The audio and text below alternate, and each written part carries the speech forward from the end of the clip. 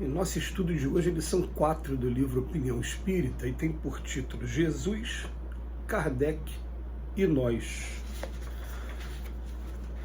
Se Jesus considerasse a si mesmo puro demais a ponto de não tolerar o contato das fraquezas humanas, se acreditasse que tudo deve correr por conta de Deus, se nos admitisse irremediavelmente perdidos na rebeldia e na delinquência, se condicionasse o desempenho do seu apostolado ao apoio dos homens mais cultos, se aguardasse encosto dinheroso e valimento político a fim de realizar sua obra, ou se recuasse diante do sacrifício,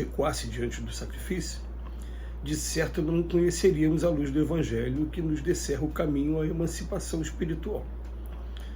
Se Allan Kardec superestimasse a elevada posição que lhe era devida na aristocracia da inteligência, colocando honras e títulos merecidos acima das próprias convicções, se permanecesse na expectativa da adesão da personalidade ilustre à mensagem que se fazia portador, se esperasse cobertura financeira para tirar-se a tarefa, se avaliasse as suas dificuldades de educador com escasso tempo para esposar compromissos diferentes do magistério, ou se retrocedesse perante as calúnias e injúrias que lhe içaram a estrada, não teríamos a codificação da doutrina espírita que complementa o Evangelho, integrando-nos na responsabilidade de viver.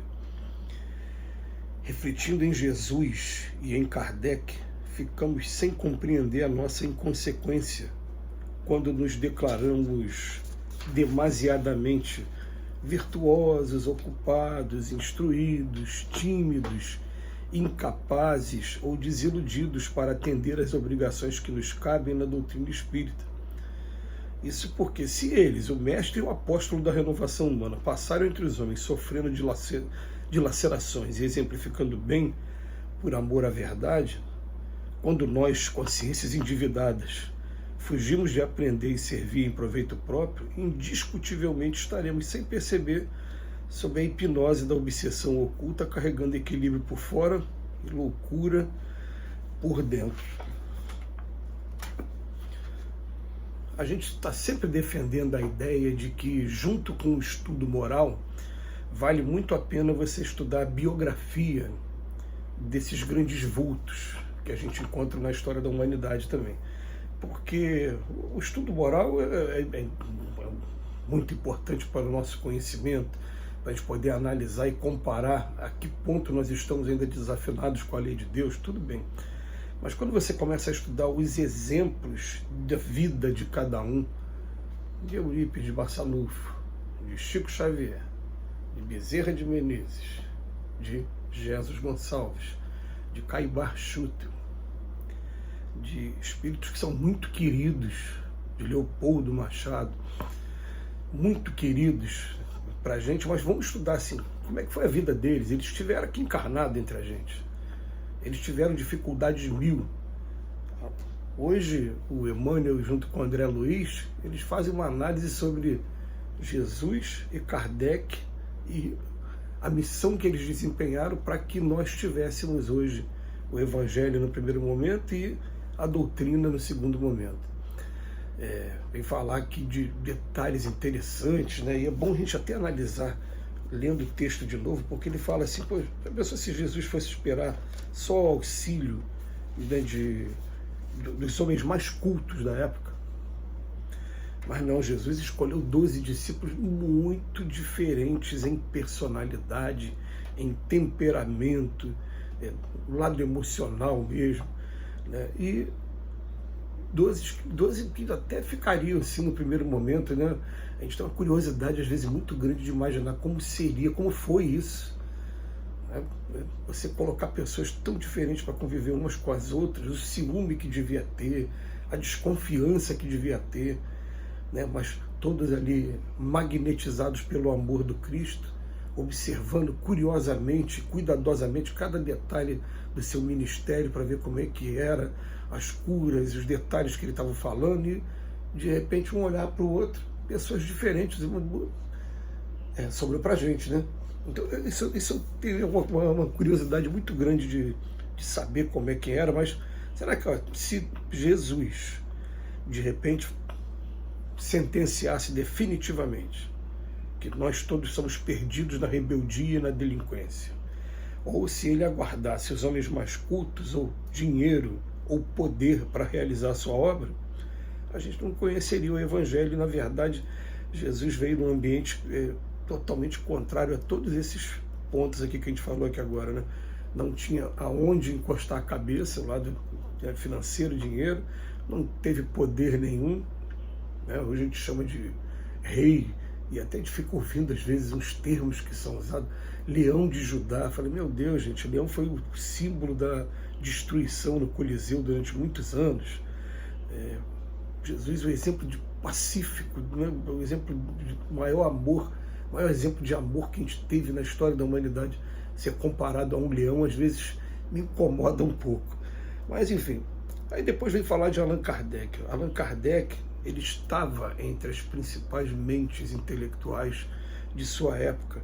Então, se Allan Kardec superestimasse a elevada posição que ele era devida, aqui está reconhecendo, colocando honras e títulos merecidos acima das próprias convicções, esse homem, professor Hippolyte Léon Denis Arrival, antes de ter lançado a codificação espírita para a gente, ele se destacou na formação intelectual e, podemos dizer, moral também, porque o professor sempre colabora para a formação moral também dos seus alunos, de muitos alunos.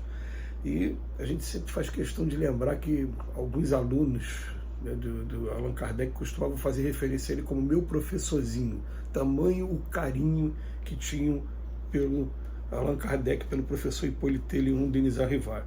Ele fala, se permanecesse na expectativa de adesão de personalidades ilustres.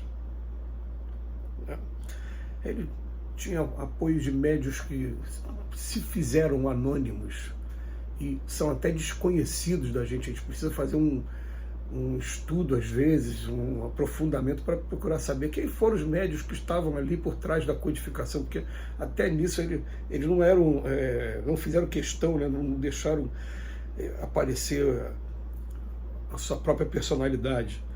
Então, se ficar esperando a adesão de personagem ilustre a sua mensagem, se esperasse cobertura financeira, aí entra também esses homens sempre.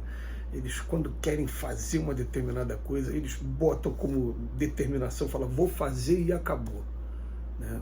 Eu vou buscar recursos, e quando é uma coisa para o bem, vai fazer mesmo, porque a pessoa tem determinação para fazer. Quando a gente começa a colocar obstáculos no meio do caminho, desde cedo, aquilo, será que pode? Será que você já está se derrotando?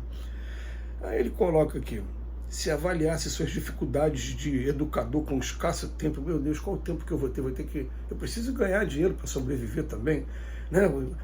Mas não, ele se dedicou totalmente, e realmente, quando chegou o ponto da doutrina espírita começar a ser lançada, ele vê a importância daquilo que ele estava fazendo, ele abdicou do trabalho dele como professor, do trabalho dele no magistério, e vem falando que também foi atirado em calúnias e injúrias. Poderia ter desistido nesse momento. Agora eu estou fazendo a coisa boa e estou recebendo essas críticas todas. Tudo bem, fez a consideração que para a gente de Jesus e de Kardec. A gente não vai fazer a consideração desses vultos, mas vale a pena e muito estudar a vida de cada um desses aqui. Em Sacramento, né, em Pedro Leopoldo e Uberaba, em São Paulo e Parapitigui, e primeiro no Ceará, depois aqui no Rio de Janeiro, Bezerra de Menezes. Aí ele vem falar para a gente, refletindo em Jesus e Kardec, nós ficamos sem compreender nossa inconsequência quando nos declaramos virtuosos, ocupados, instruídos, tímidos e capazes, ou desiludidos para atender as obrigações que nos cabem na doutrina espírita. Poxa, a gente está fazendo uma parte tão pequenininha, o que cabe a gente agora? Estudar e divulgar. Entendendo que a melhor divulgação é através do próprio exemplo. Mas a gente também vive, todos nós aqui na Terra, um momento em que a gente, palavras e o exemplo não acompanha, mas aquilo começa a acompanhar, a perturbar a gente, a voz da consciência. E chega uma hora que a gente começa a ficar envergonhado de falar uma coisa e fazer diferente, e a gente vai mudando também, mas tem que fazer. Você não pode nunca colocar esses desculpas no meio do caminho. Que Jesus nos abençoe hoje e sempre.